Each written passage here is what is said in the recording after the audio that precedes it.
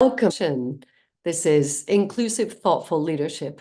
I'm Mindy, as you may know, and I'm really excited to have a guest today on this channel, Satya Bala, who I only really met a couple of months ago, but we're both doing really important work in the area of inclusion and leadership, and of course, inclusive, thoughtful leadership. So it was only natural that we got together to do this live streaming event. And I hope you're going to enjoy it as much as we are. Welcome, Satya. Thank you, Mindy. And hi, everyone who is watching this live or watching it back. Mindy, very glad to be here. Yes, we met on an opportune kind of networking call, realized we had some things in common, and I'm really excited to talk about inclusive, thoughtful leadership with you. Very quick intro, but then we're going to get straight into the fun questions and the conversation. I'm Satya Bala, my pronouns are she, her, and I am the founder and CEO of my own business, True Change, which focuses on using data and storytelling to drive inclusive culture change. And I'm also founder of a grassroots community for women of color called My Skin, My Story in my volunteer time. But let's get into the conversation. And I want to hear a bit from you first, Mindy, because I know these words mean a lot to both of us. And I'm really keen to understand from you, what does empowering or inclusive, thoughtful leadership mean to you? Well, thanks for asking. And I think thoughtful leadership needs to be defined a little bit more. People who don't know my work may not realize that I began writing and speaking about thought leadership a long time ago. I think it's 19 years ago now. And thought leadership was a new thing. People didn't really know about it. Then it became really popular. Then the term kind of became overused and, in my opinion, abused, because you can't just call something thought leadership and you can't just call someone a thought leader. It's really great that we have thought leaders who lead with their thinking. But about 9 years ago, I decided I needed to raise the bar. And so I started talking about thoughtful leadership, which to my mind is just thought leadership with more thought and better quality thought put into it, which I think everybody would agree is rather important. But the inclusive part, it was really interesting because if people don't think about it, then it's usually the obvious people who rise to the top as thought leaders. And we don't really see a very diverse landscape when it comes to thought leadership. And that's also important to me. So it's both. It's thought leadership, it's high quality thought and thoughtful leadership, and it's making sure that there are lots of voices included in that. Does that make sense? Yeah, definitely. And I think that feeling of all those voices being included, I can fully resonate with, and is something I'm really passionate about. And maybe wasn't something that was always at the forefront of leadership up until now. Yeah. Well, tell us a bit more about your work and how it fits in. Yeah, sure. So, yeah, I think for me, more and more, inclusivity is really kind of a critical ingredient, I think, of being a thoughtful leader. Because I think when I think of thoughtful leadership, I'm thinking of kind of how that plays out with people. Because at the end of the day, when we're working, work happens with people. Organizations only exist and things only happen with people. And leadership wouldn't mean anything if it's not about leading people.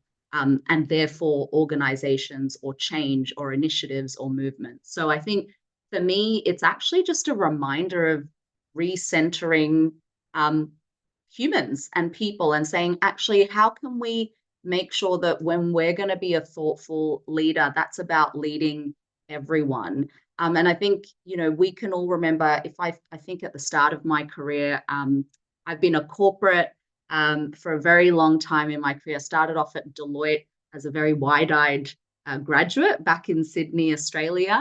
And you know, in those early years, and I don't think this is specific to that organization, but sometimes in those early months when you join any organization, you start to realize, oh, okay, the leadership group, they kind of have their go-to people, their little kind of golden circle, right? Their little in group.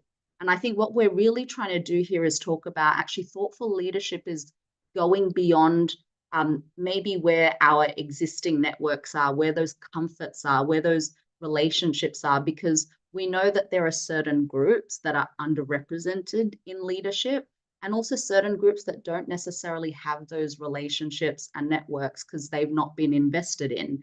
And maybe they've come from very different backgrounds to the leaders around them. So I think for me, really thoughtful leadership has to be inherently inclusive.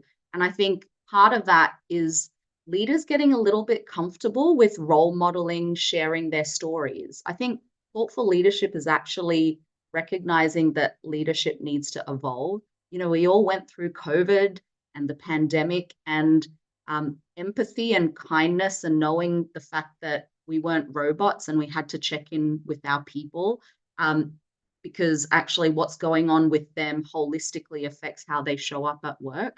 I think there were some great things that came out of those behaviors because we were kind of managing a collective crisis.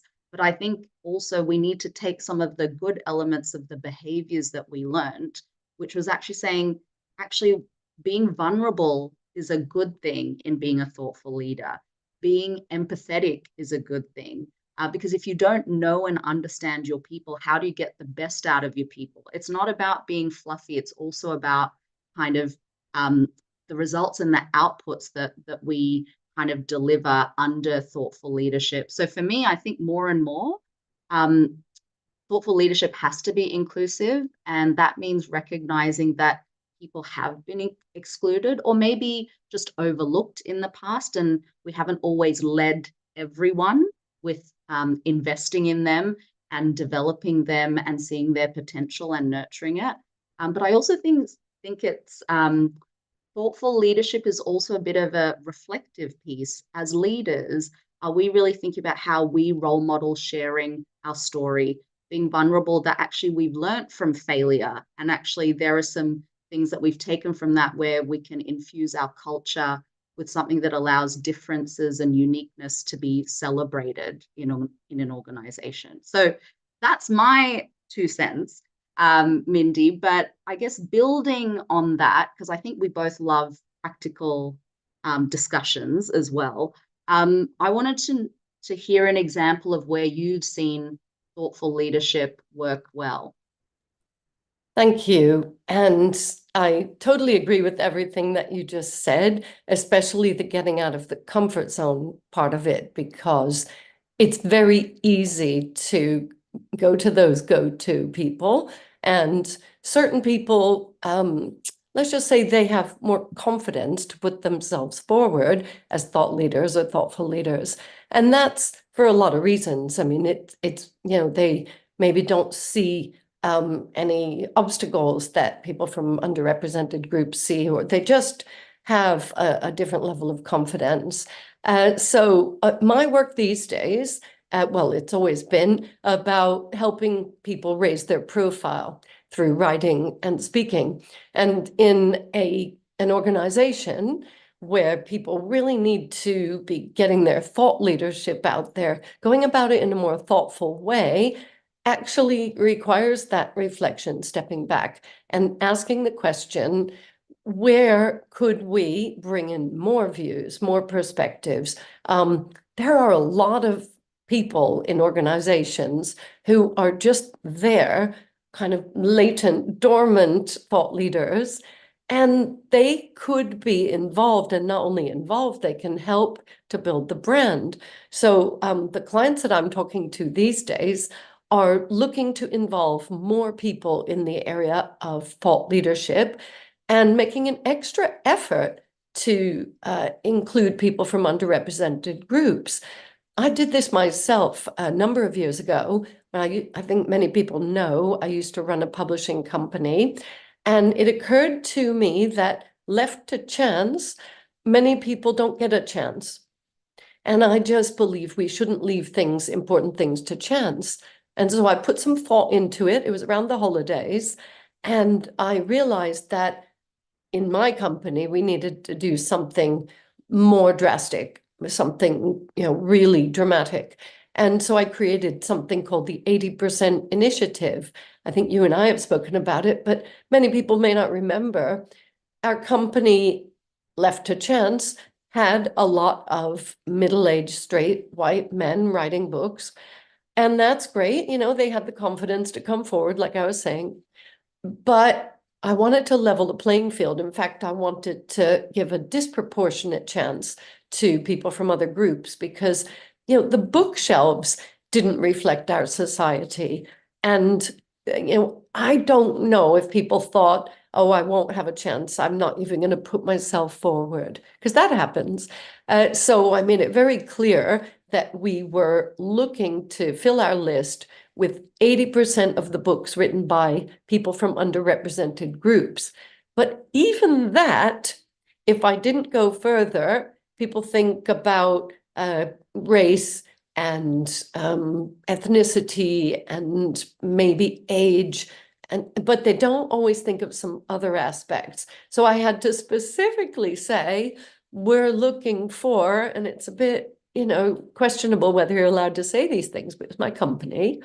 And, we want people from lots of groups, the LGBTQ plus community. We want people of different abilities, the disabled community. We want people. And then the final bit was diversity of thought. And we'll talk more about this because, there are some really interesting perspectives inside an organization that don't always come out. So I'll stop there because I know we're going to be talking a lot more about this, but it's very fresh in my mind. Oh, by the way, we hit our 80% target in the first year. And the second year, we hit 78%, which I think is pretty darn good, because if left to chance, I'm sure some people would not have had a chance. So over to you. I love that. And I think you've just nailed it, which is you have to be intentional. Because actually, I was just at a conference around diversity and inclusion the last 2 days. We were just chatting about how I was happy to be at a conference when it was 2 days of rain and slightly miserable grayness in London. And actually, someone said something like, and I'm paraphrasing here, is we have to be intentionally inclusive, otherwise we will be unintentionally exclusive. And I think that's 100% what you said, right? With your business, you saw that. And it's not saying actually we don't want those confident voices that were coming to the table anymore. But actually, if we really want thoughtful leadership and thought leadership ideas and new ways of thinking and innovative approaches to any field, we need to widen the kind of variety of perspectives, right? And I completely agree with you. And also, Mindy, go you for doing it. Because I think there is something about when you can be a leader and have that decision-making authority, because it was your business. And that's why it's really important we also talk about leadership in that sense, like those people with authority, when you're intentional, the power of that. And you were able to set that kind of commitment and then do the work to make it happen, right? Because it was your business and you were the leader of your business. So I kind of love that. Yeah. Fabulous. Do you want to share a story? Because I'm sure you have plenty, Yeah. but we have loads of time.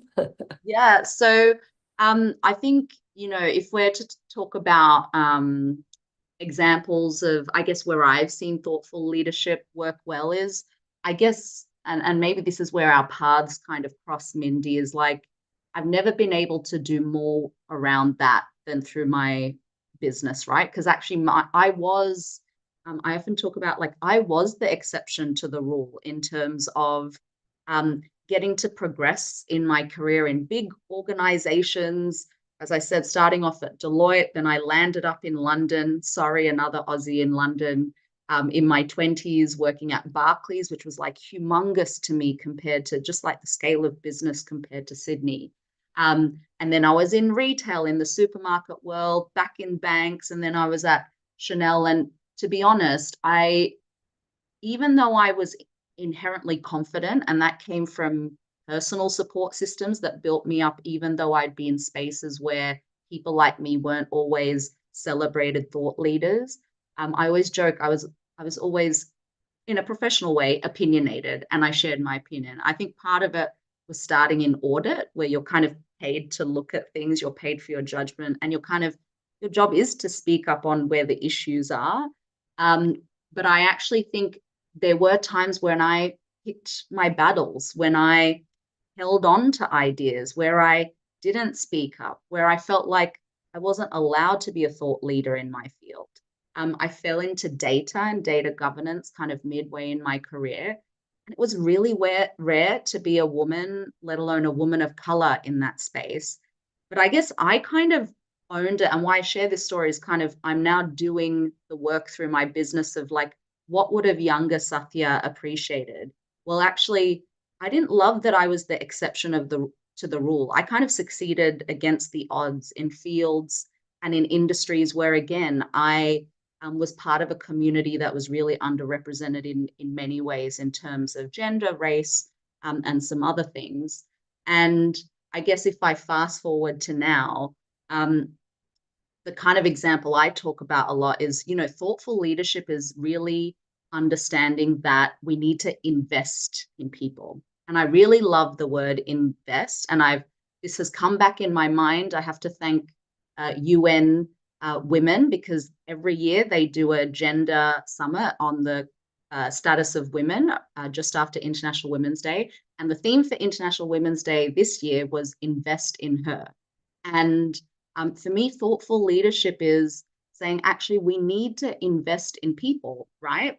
And through investing in people, we invest in their ideas and we invest in the next generation of leaders and thought leaders, right? But there are people that haven't been invested in the past, that have been kind of, whether it's intentionally or not, locked out of those rooms where those ideas happen, where those leaders get developed, where that innovation and that open space to share ideas happens.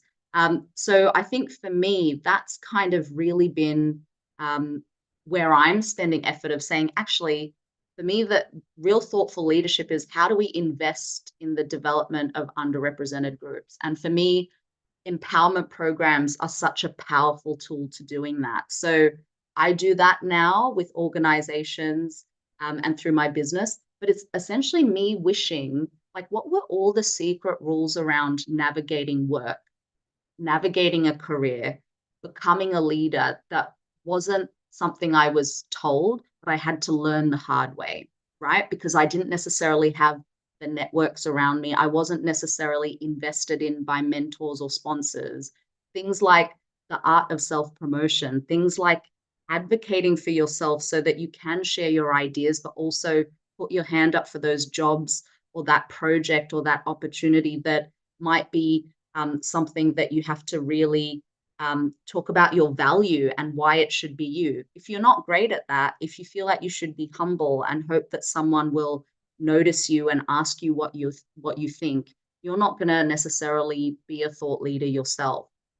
We can talk about that a little later when we get to practical tips, but I think for me it's that empowering of people and investing in people, and that's kind of investing in their potential. And when we invest in their potential, we're really creating leaders and thought leaders of the future, because we're allowing them to own the ideas with that potential. But no one, they say, a plant doesn't grow without water, and we have to recognize that we have not nurtured some groups, and that's something that we all have a role in changing. Very cool. Well, it's funny because I do use the phrase invest in people, and it's a catchphrase from the program, Investors in People. And I think the first step to investing in people is inviting. That it's an active invitation, but more than that, you use the word empowering. It's a lot, it's extra effort is what it is. And that sometimes feels like hard work for a leader who has a lot going on, a lot of direct reports, so P&L responsibility, lots of pressures. And so to put the extra effort in to bring people in from different groups and to, invite and invest in them, that doesn't always happen. So, yeah, I really want to speak about these tips. Can we start on the tips? Because there's so many things that I want to share with people watching us. Yes, Yeah. let's do it. Yeah. All So I guess right. let's hear those tips around kind of, yeah, working towards inclusive leadership and inclusive thought leaders. Right. Well, I've written so many papers and articles and done so many podcasts on this. So if anybody wants the full story, please just scroll through my LinkedIn profile and the Thoughtful Leader page. It's all there. Well, it's probably not all there, but the most important thing, I think, is to have the intentions. So thanks for using that word, Satya. You have to ask yourself, am I doing a good enough job now? And I think many people, if they looked in the mirror, would say, no, actually. And what can I do? What am I willing to do? And this extra effort, how am I going to do it? Now, you're not alone, because normally in an organization, there are people that you can work with, your peers. You can create policies, you can create initiatives, you can gamify it. I have all these things in one of my articles, and I talk about gamifying inclusivity. Why not? Just to make it seem less onerous. And there are people in the organization who are crying out right now to be seen, to be heard, to be visible, to be vocal. So you need to find them. It's not hard if you make clear communication that this is the way forward, that this is a positive initiative. And the best way to do that is to ask other people. So this is the irony, to be inclusive even in creating the strategy.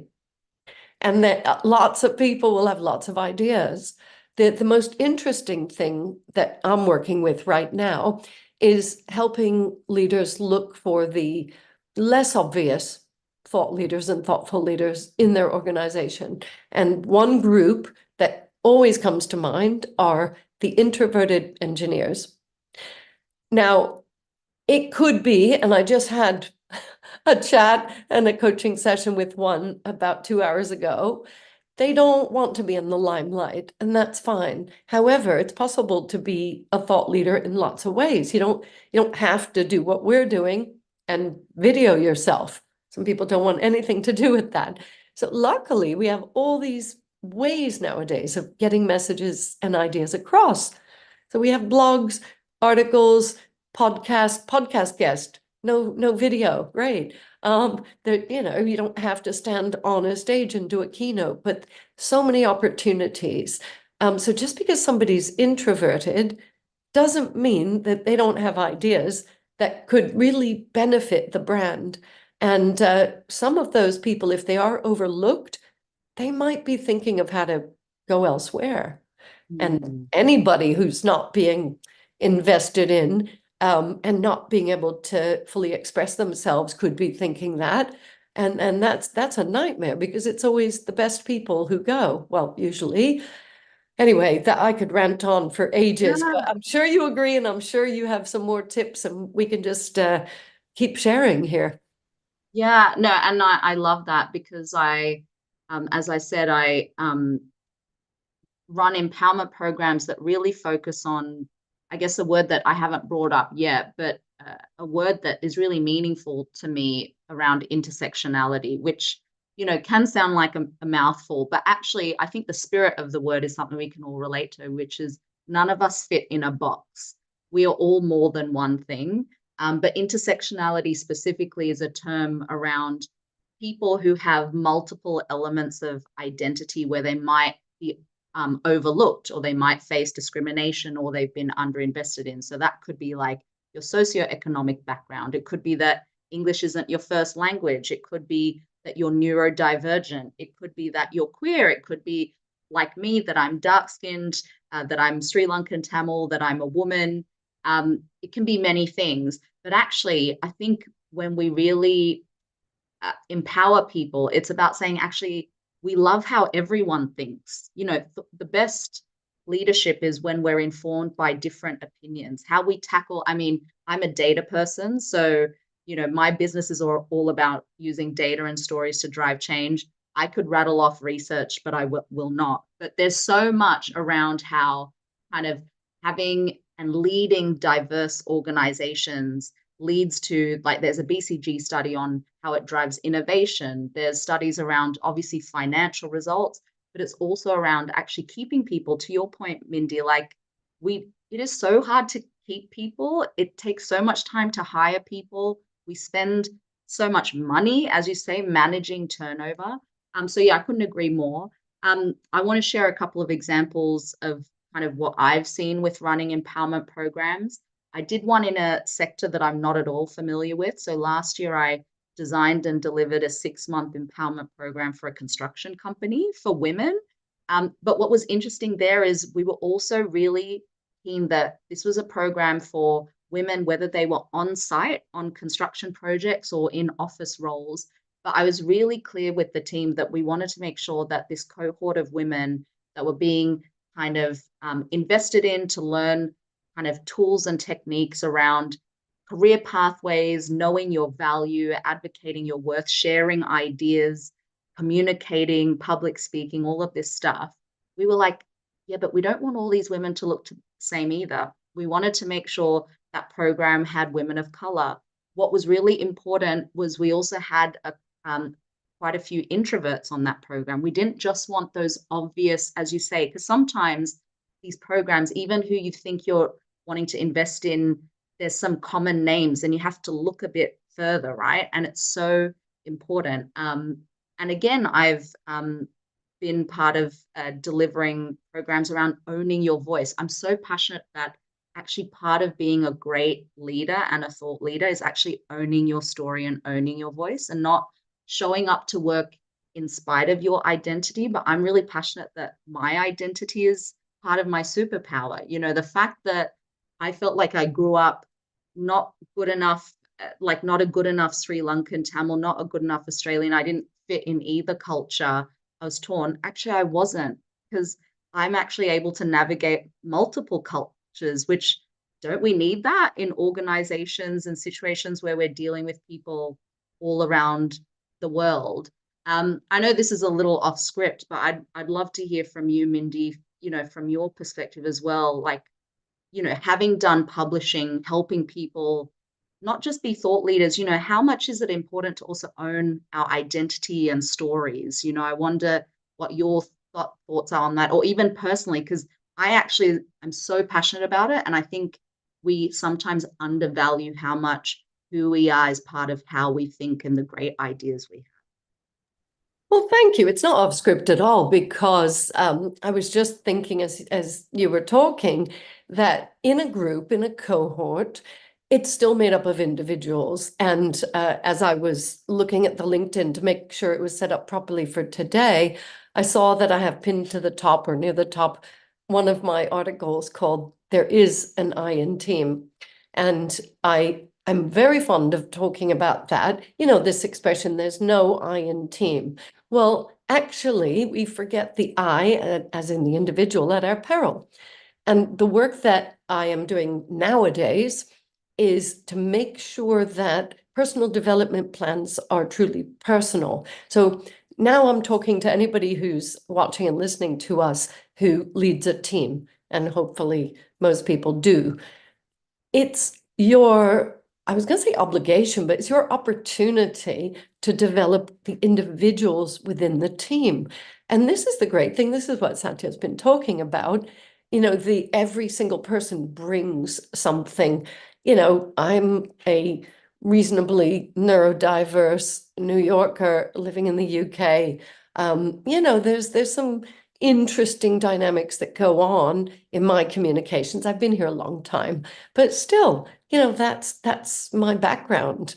And I have so much respect for leaders who spend time developing the individual and invite that individual to take part in programs. You know, that it's very easy to lump everybody together. So another tip which I'm fond of using with my clients, is be careful how you use the word team. So if you say, oh, I had a meeting with the team, or I had whatever, every time you say the team, you're lumping everyone together. And it's counterintuitive because teamwork, I mean, everybody talks about teamwork. You want to bring people together, but we do lose the individual gifts and the identities that can actually make our brand more exciting, more diverse, but more interesting. So, being aware of both, and this is something that I'm always doing. Every single one of my programs at the moment includes individual coaching for each member of the cohort. And that's why I have a maximum of 6 in the Secret Yeah. Six program. But that is important, I think, is important for me. So that's how I do my work. But I'm trying to get leaders to think of the team, yes, but really make sure that you're looking at and listening to and developing each individual. And so I don't know if I've gone off script at all, but this is my passion. Yeah, and I agree with you. I think there's something about how do we make sure that in our teams and in our organizations, individuals can bring their gifts, their talents, their ideas, right? And you don't go into this groupthink mode. Yeah, I think, if I was to bring out some kind of final thoughts on tips and examples, the you know the program that I'm most excited about right now is a program I'm running that is for women. And guess what? I've stolen that UN phrase, invest in her, because I'm so much a believer of it. And this is a program that I'm so passionate about because I realized, even this conference I was just at, even the things that I run masterclasses on, like personal brand and visibility and networking, I still have this anxiety around those things. I was in a huge hotel in London. There was like hundreds of people there, and I was, engaging in the breaks, and everyone's really interesting, but you also kind of need to explain who you are and what you do. And actually, that is also something that takes practice, because I think also being a thought leader yourself is also owning what you do, owning your lane, and being really confident in what you contribute as well, which I think is so important. So I think, for me, the tips are really around, it comes back to investing in people. And for me, it's investing in 3 ways. So I think we sometimes forget, it's how can we as thoughtful, inclusive leaders invest in people, whether it's time, whether it's money, or if we're investing advice and networks, right? So to me, I'm sure people have heard the frame, your network is your net worth. And underrepresented groups, because of historic reasons of lack of access and opportunity, we have smaller networks. So actually, a really simple thing that anyone could do right now who wants to be a more inclusive, thoughtful leader to the people around them is, how can you open your black book to maybe some of the individuals around you from those underrepresented groups? So invest your network. How could you invest advice? That's about building a relationship, because one of the things on the Invest in Her program I do is bring women in to share their career stories, because I think it's still a myth. A lot of people don't know that career pathways can take many ways. And I think a lot of people feel blocked, and they need to hear these stories. So again, how do you invest your advice? And that advice is not just all the great stuff you've done, but how you got knocked down, had a failure and got back up, how you maybe took a risky decision or a risky path in your career. Then investing time is like, how can you actually know your team's potential if you haven't spent the time to get to know your people? And lastly, invest money. So this whole UN International Women's Day thing was also talking about economic empowerment. I've done a lot of work around data and inclusion. And what was super interesting was a big organization. They looked at their gender split of who got put on external development programs. And it was 80% men, 20% women. So there's also we can talk the talk, but also we have to invest money. And that could be like putting a woman on a program like mine or a coaching program like yours. But I think it's thinking of those four parameters, is what I'm thinking. But I have a final question to bring us home, um, which I think I've already started to talk about. But I wanted to see if there were any closing thoughts from you in terms of what leaders could take away from our conversation. You already started to share, but any kind of closing thought? Yes. Now, how to keep it short. Um, Push your thinking is one of the phrases we use at the Thoughtful Leader. And people are like, yes, yes, I know what that means. But do you really? So if you run your own business, if you lead a team, if you care about these topics that we've been talking about for 36 minutes, then are you actually doing your best? Are you really coming up with the solutions? Because what most people do when they're, putting their thoughts together, putting, writing, speaking, putting their thought leadership, even strategy, is they go so far and, that's good enough. But ask yourself, is it good enough? And ask other people around you, this sense of having peers. If you are a founder and you're sort of the top person in the business, have peers elsewhere, join a mastermind group, invest in coaching for yourself. You don't have to do it alone. But the important thing is not to stop at the obvious. And, we're conditioned to do very surface level thinking, very broad, very, scattergun. I used to call it the channel hopping culture because, well, we don't do that anymore. Everything's on a computer. But, do we go deep? And it's my feeling that we don't. And it's my feeling that we sort of stop at the first answer. So push your thinking is all about learning to reflect and learning to use that tough love that many of us exhibit on ourselves. It's a very interesting balance of being proud of what we're good at, bringing that to the fore, but also being open and honest and intentional about working harder on those things that we feel we're not quite achieving. And inclusive and thoughtful leadership could be one. Yeah, no, I love that. You're right, and it goes back to what we were saying, right, of being intentional.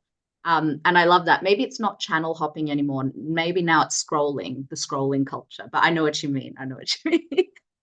Yeah, for me, if I was to leave some closing thoughts, I think I want to speak around what leaders can do to really empower others through their leadership. So they're kind of inspiring others, because the best leaders are the ones that have the best people around them. And also, I think it's about what you were talking about, which is collaboration, right? You talked about community, but even in leadership, we are only as good as the people we collaborate with. So for me, it's around, again, going back to kind of how can you be a cheerleader for people? Because actually, what I think people don't realize is to be an effective, inclusive leader, it can be really small things. So I'll leave you with kind of one story, which was I had, when I was starting at Deloitte, massive organization, client-facing role. You worked with different people all the time, but even as a young little fresh graduate, you came into the organization and you had every few months you would have like a catch up with a partner, and partner is just the name of the top level of leadership in big four organizations like Deloitte. My partner was a giant, tall, white guy from New Zealand called Dean. And 1 year into my time at Deloitte, and I was also still pretty young, I started work quite young. So I kind of felt, again, I was a young brown woman in a very kind of extroverted space, client facing, quite male dominated. And there was an email that went around to the whole department saying, hey, we're looking for people from the Sydney office to go on a Chicago secondment to our offices over there for 3 months to work on their clients. We're looking for a handful of people. I fully ignored the email, Mindy. I was like, whatever, I've been here a year. There are hundreds of people better qualified than me. I think I forgot the email. Dean calls me into his office and he goes, Satya, I'm so surprised you didn't put your hand up for the Chicago secondment. I have spoken with the other partners and we think it would be a great idea if you went. Now, I didn't suddenly go, Dean, the clouds have parted. Once you've said that, yeah, it makes total sense. Yeah, I would be perfect. I was still like, in my head, I was like, really? But I said yes because I trusted Dean's judgment. I also heard him say that he had gone to his peer group of partners, had advocated for me without me asking for it, and had got consensus from them. So it wasn't just me hearing that Dean wanted me to, but he said, me and the partners think. And he saw potential in me that I didn't see in myself. So to me, it is about investing in people. And me doing that Chicago secondment, I came back to Sydney. I decided to move to London. I decided to dream bigger things for me because I saw that I could work in a bigger environment. It changed my personal life and my professional life.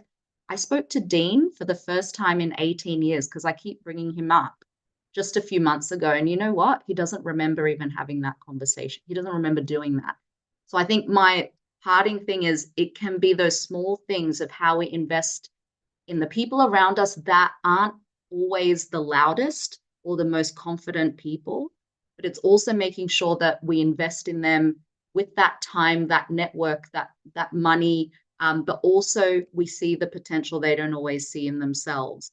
And the last thing I would say is for leaders, make sure you sponsor the people around you to be on development programs and to take opportunities because sometimes we don't always know what we're capable of. So do check out the Invest in Her program. But for me, Dean is the perfect personification of like how simple things by people who are in a leadership position can have such a huge ripple effect on individuals.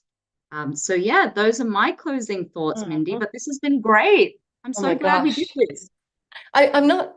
I'm not surprised that Dean didn't remember doing that because he's probably the kind of person who does go above and beyond. And for most of us, maybe we need to make an extra effort to go above and beyond. That's what I was thinking as you were telling the story. Yeah. Like I said before, do I do enough? Could I do better? Could I do more? Those are questions I personally ask myself all the time. And that's at the heart of all my businesses. You know, having people judge themselves and you do have to do a bit more. You do have to go above and beyond. That's the equity in your strap line there. That's maybe making an extra effort to give certain people an extra chance that they wouldn't normally have. So I think that rounds it off really nicely. And we said we'd speak for about 45 minutes. So we've hit our mark. High five. I'm going to stop our recording first, I think, if I can stop the recording. Hello. Well, it's still being live streamed. So so I'll say goodbye to all the people watching live and all the people watching the LinkedIn recording.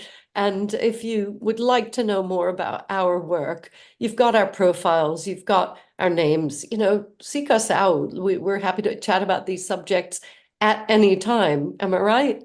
Yes, definitely. Thank you, Mindy. Oh, thanks for joining us. And it's been my pleasure, Satya. Take